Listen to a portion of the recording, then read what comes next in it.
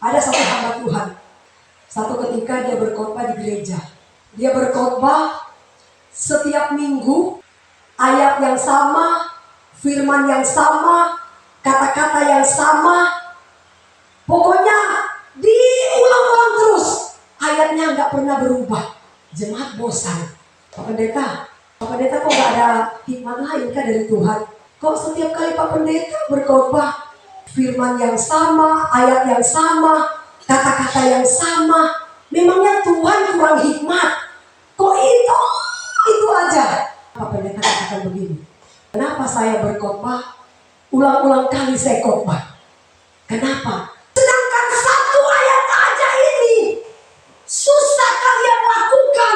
Bagaimana kalau saya pindah ke topik yang lain? Itulah yang ayat Alkitab katakan begini. Apa yang kuperintahkan kepadamu pada hari ini, haruslah engkau perhatikan. Haruslah engkau mengajarkannya berulang-ulang. Saudara, aku berulang-ulang Pak Martin, bosan gak? Hari Minggu itu lagi, bosan. Tapi saya percaya saudara, kita yang mau meresponi firman Allah, Alkitab katakan, kita seperti pohon yang ditanam di tepi aliran air. Dia tetap akan bertumbuh subur. Amin. Karena dia tetap disiram dengan firman Allah. Karena Alkitab katakan, berbahagialah mereka yang mendengar dan melakukan firman Allah. Memang gak gampang. Gak gampang Pak kita melakukan firman Allah. Itu butuh proses. Tetapi saya percaya saudara, tanpa bantuan kuasa Roh Kudus, kita tidak akan pernah mampu melakukan firman Allah. Tetapi ketika kita meminta kepada Tuhan lewat kekuatan kuasa Roh Kudus, Dialah yang akan menginsafkan manusia akan dosa-dosanya. Amin.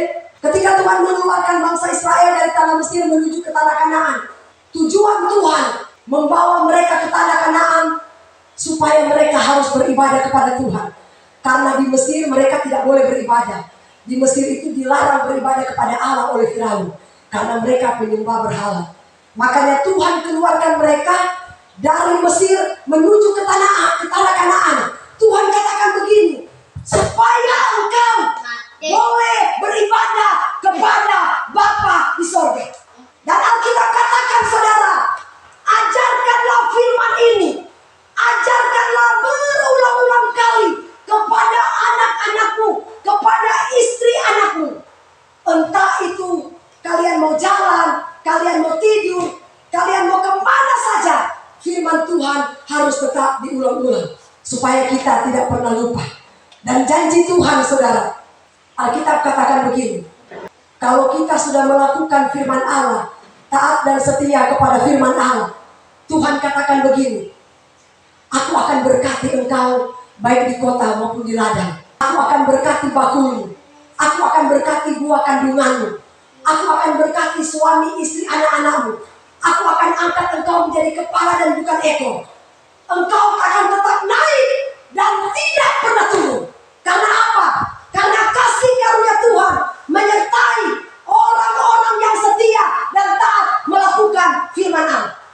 Terus Tuhan katakan begini, kalau engkau sudah sampai ke tanah Kanaan dan engkau sudah menikmati susu dan madu, jangan pernah lupa Tuhan Pak Mante.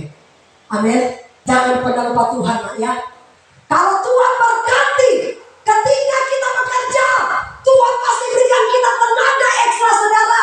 Bahkan panen bisa mendapatkan hasil sampai puluhan juta. Bukankah kekuatan dari Tuhan? Betul gak? Tuhan bilang, jangan pernah engkau melupakan aku. Amin. Karena apapun yang kita punya, mau kesehatan, mau berkat, mau jabatan, mau apa saja, kalau bukan karena Tuhan, kita tidak bisa punya apa-apa. Betul gak Pak Martin? Ya. Untuk itu, apapun yang kita miliki saudara, kita katakan kepada Tuhan, Tuhan semua ini karena Tuhan. Kalau bukan karena Tuhan, saya tidak punya apa-apa. Bahkan nafas kita masih gratis Tuhan berikan. Ya, ada orang di rumah sakit, mereka cuma pakai nafas oksigen. Tapi kalau kita masih diberikan nafas gratis, terima kasih Tuhan. Saya masih bangun pagi dan saya masih beraktivitas sampai hari ini. Semua karena anugerah Tuhan. Amin. Jangan pernah lupa Tuhan, ingat Tuhan. Biarkanlah kebaikan Tuhan tetap kita beritakan, kita ceritakan kepada semua orang, termasuk kepada anak istri kita. Amin.